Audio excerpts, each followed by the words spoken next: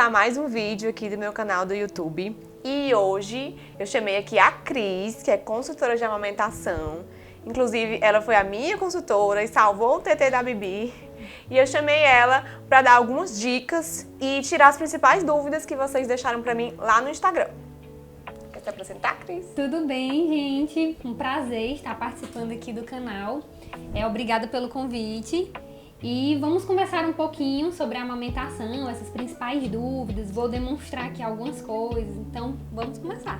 Então, a principal dúvida, a primeira dúvida, na verdade, é sobre a apojadura. Deixa eu pescar aqui. O que acontece na apojadura e quais são os cuidados que a gente tem que ter? Pronto, o que é que vocês precisam saber sobre a apojadura? Quando o bebê nasce, o corpo ele vai produzir o colostro, que é um leite bem transparentezinho, bem ralinho, que a gente não dá nada por ele, mas que é riquíssimo em anticorpos, que é o que justamente o bebê mais vai precisar para fortalecer o sistema imunológico dele nesse período. Só que nós sabemos que não só o colostro vai ser o suficiente para ele se desenvolver tão bem, porque não tem tanta quantidade de gordura, não tem tanta quantidade de carboidrato. E aí o bebê fica com aquela impaciência, como se não tivesse sendo suficiente. Verdade. E aí algumas pessoas dizem, é porque teu leite não é suficiente, esse leite tá fraco pro menino. Mas não é porque a composição dele é dessa forma. Então o corpo, já sabendo disso, passa por uma transição, justamente para que o bebê ganhe mais peso, fique mais saciado. Então o leite passa por essa transição e acontece a descida de um leite mais maduro, que é justamente a apojadura. A apojadura é essa descida do leite mais maduro. E esse processo de apojadura acaba trazendo algumas mudanças para o corpo da mulher. Porque o peito vai encher de leite, vai ser produzido uma quantidade muito além do que o normal. No meu caso, eu tive calafrio e febre. É normal? É normal. Por quê? Porque a apojadura ela pode vir a aumentar a temperatura corporal, como se fosse um processo inflamatório. Por isso pode dar febre, pode dar calafrios, você pode sentir o seio bem quente, demais, bem endurecido, dolorido, então pode ficar avermelhado, brilhoso, como se tivesse realmente inflamado. E eu preciso ter algum cuidado? Precisa, né? Na apojadura, o que é mais fundamental é a massagem, que eu vou mostrar aqui pra vocês como fazer. E às vezes quando a massagem não dá conta, né, não fica o peito tão amolecido, a gente faz a ordenha de alívio. Vou mostrar aqui pra vocês. Já vai pra outra pergunta, que é como fazer a massagem e a ordenha. Pronto. Por que a massagem é importante? Porque esse leite que tá todo aqui concentrado na mama, ele deixa a mama dura. Então, imagine se nós fôssemos abocanhar um balão. A gente não ia conseguir, porque é como se fosse um negócio bem grande. Para o bebê abocanhar aquele negócio endurecido, grande, não vai conseguir. Então, esse leite que tá lá todo no seio endurecido, ele tá bem espesso. A palavra não é espesso, é viscoso. Esse leite tá bem viscoso, né? Todo concentrado na mama. Então, quando a gente não faz a massagem, o bebê vai fazer força, fica difícil de sair. O bebê vai fazer força, pode machucar.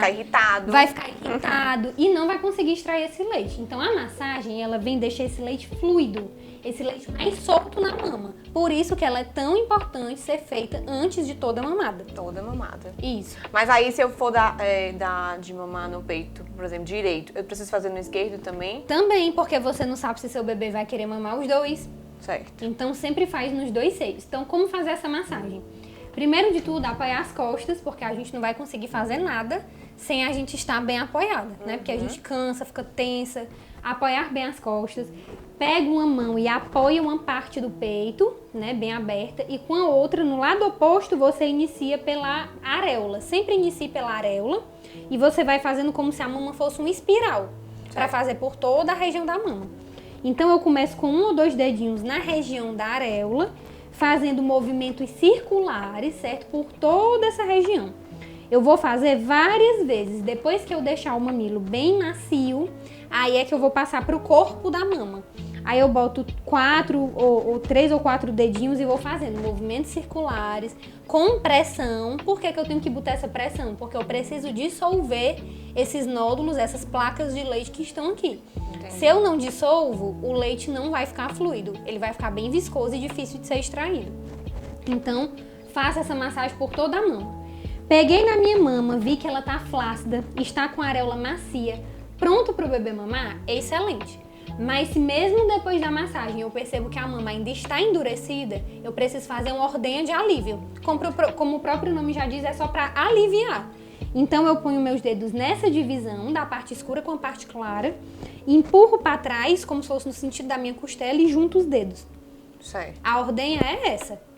Tá? Não adianta vir aqui de cima, E espremendo. essa massagem eu tenho que fazer só quando ele for mamar ou eu faço durante o dia algumas vezes? O importante é que faça sempre antes das mamadas, mas se no decorrer do dia você perceber que tá muito endurecido, que tá incomodando, você faz a massagem pra você sentir um alívio, Certo. certo? Porque você vai ver que quando estiver fazendo a massagem, o peito começa a pingar. Aham, Né? eu lembro, Pois é. Aí pronto, eu fiz nesse aqui, por exemplo. Aí eu tava mamando nesse. Eu já faço nesse, independente de saber ou não se vai querer os dois. Independente. Porque senão pode ficar endurecido só um, né? Só um. Você já faz a massagem nos dois, porque quando o bebê for mamar, você não sabe se sua bebê vai ficar satisfeita com um peito só ou se o bebê vai querer ir pro outro. Certo. Então, pra não estar lá fazendo a massagem mal feita, nas pressas, antes de já mamar, você já faz Já antes faz da antes. mamada. É. Essa já vai pra outra pergunta, que é como fazer o bebê ter a pega correta. Pronto, o primeiro passo é deixar o peito preparado pra ele mamar. Certo. Certo? Deixei. fez a massagem. Já fiz a massagem, minha mama está. Precisa higienizar a mama, alguma coisa assim? Não. Não, nadinha. Inclusive, não precisa usar nada nos seios, no pra não mamilo, tirar a nada. proteção natural deles. Certo. Certo? Então, a gente pega o bebê. Tem várias posições, né, pra amamentar, mas qual é o princípio de todas as posições? Deixar o bebê alinhado com a mãe. Certo. Se nós tentarmos engolir estando de frente com o pescoço virado, a gente não consegue, Certo. né? Então, a Entendi. mesma coisa o bebê. Alinhado com o corpo da mãe, a barriga de frente pra minha barriga, certo? Então, o rostinho de frente pro seio. E aí tem várias posições, eu vou mostrar aqui a tradicional, certo? Certo. E aí, nessa posição tradicional, o meu braço fica apoiando o bebê, enquanto a outra mão eu posso vir para pinçar aqui o seio e o bebê abocanhar. E a boquinha é aquele lábiozinho de peixe, De né? peixe. Pra fora. Pra fora. Lembrem-se que não adianta colocar o mamilo na boca do bebê sem que ele tenha uma abertura natural da boquinha. Porque às vezes a mãe pensa assim, não, eu quero é botar aqui, porque depois que ele pegar, eu ajeito para os lábios ficarem pra fora. Mas isso não importa. O que mais importa é a abertura natural da boca. Por quê? Porque aqui, gente, na areola estão os ductos de leite. Se eu não tenho essa abertura natural, meu bebê não vai estar abocanhando nos ductos de leite. Vai Então dar só tem no que mamilo. abocanhar tudo. Tudo. A gente vê só uma partezinha de cima da areola, porque não dá Certo. tudo, dependendo do tamanho da areola, claro, né? Entendi. Tem a areola muito grande que ainda vai ficar visto Pra mais. fora. Mas o normal, o comum é a gente ver ainda um pouquinho da parte de cima da areola. E pra tirar, tem que botar o dedinho No como que era? cantinho, você pode botar na bochechinha, puxando pra fora. Sei. Ou você pode pegar o seu mamilo e puxar pra você. Que aí tira um vácuo da boca do bebê. Entendi. Pra Pra não machucar, né? Não machucar e também não acordar o bebê que já tá ali sonolento. E da como é mamada. que eu sei que eu preciso tirar de um pro outro? De um peito pro outro? Quando o seu bebê mamar um peito e sair do peito bem relaxado, só relembrando, ainda falando da pega correta, né? A gente falou da abertura de boca natural, falamos dos lábios pra fora, né? Barriguinha encostando na barriga da mãe. Vocês vão observar também que a pega correta, o bebê não faz a covinha na bochecha e não tem estalo na mamada. Então, o queixo encosta no seio, o nariz do bebê fica livre, barriga com barriga e não tem um barulho, não tem um dor na mamada. No início da amamentação, a gente sente o incômodo, né? Aquela sensibilidade. Que aí na hora que o bebê pega, a gente sente o incômodo, mas depois, no decorrer da mamada, você não sente mais nada. Essa é a pega correta. Certo? E aí, como é que eu vou saber que eu devo trocar o bebê de seio? Bebê saiu do peito, bem relaxado. Eu pego aqui na mãozinha do bebê, chega, cai, de tão relaxado.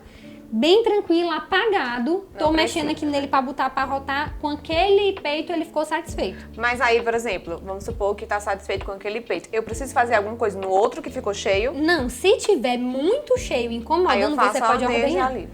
Se não, no próximo eu boto ele pra começar desse. Exatamente. Certo. Exatamente. Entendi. Agora, se o bebê saiu do peito com o mínimo de atividade possível, tá ativo, ainda tá com a mãozinha Pode mais ser firme. que não esteja saciado, né? Que ele não matou a fomezinha dele. Então você pega e troca o bebê de seio, certo? Aqui tem uma pergunta que tu falou, e eu só puxar o gancho.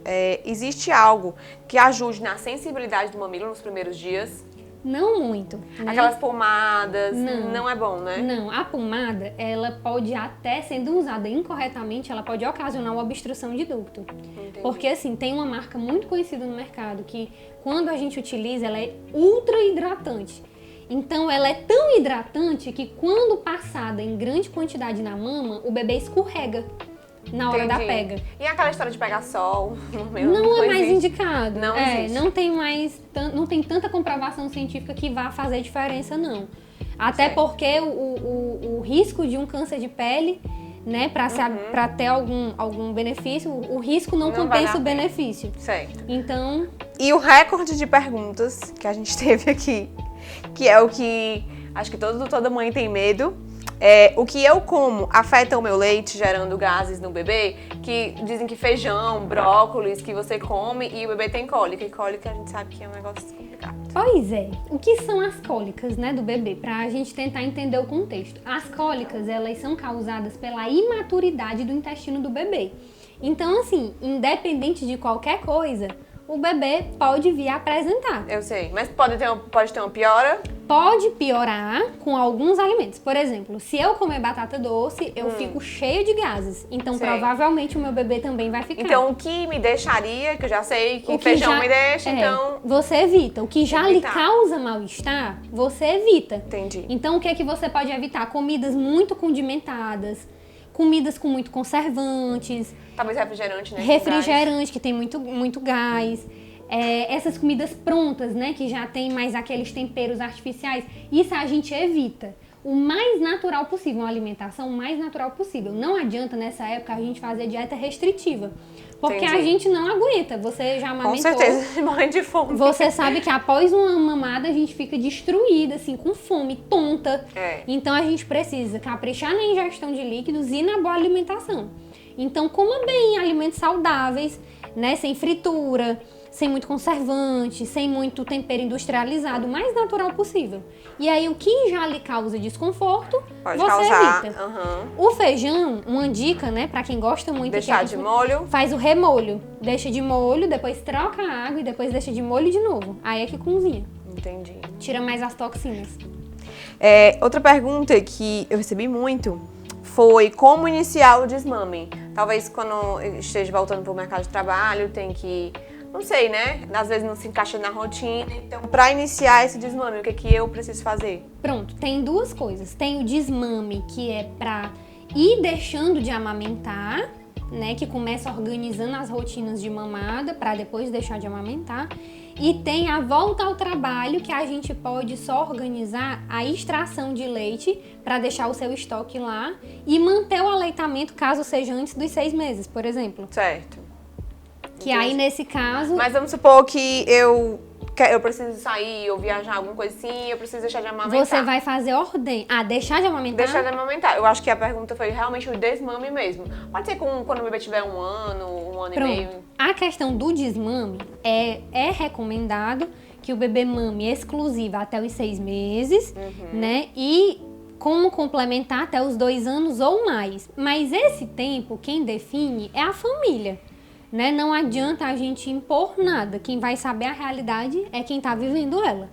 Então, caso a família veja, o bebê já está com 18 meses, por exemplo, e aí o bebê, a família já quer ir deixando mesmo a amamentação, já quer ir organizando para finalizar essa etapa, a gente tem um momento, existe a consultoria de desmame gradual, que é o desmame gentil, isso, que a gente organiza junto com a família as mamadas para esse processo ir acontecendo gradativo, não de uma hora para outra, não de uma forma brusca.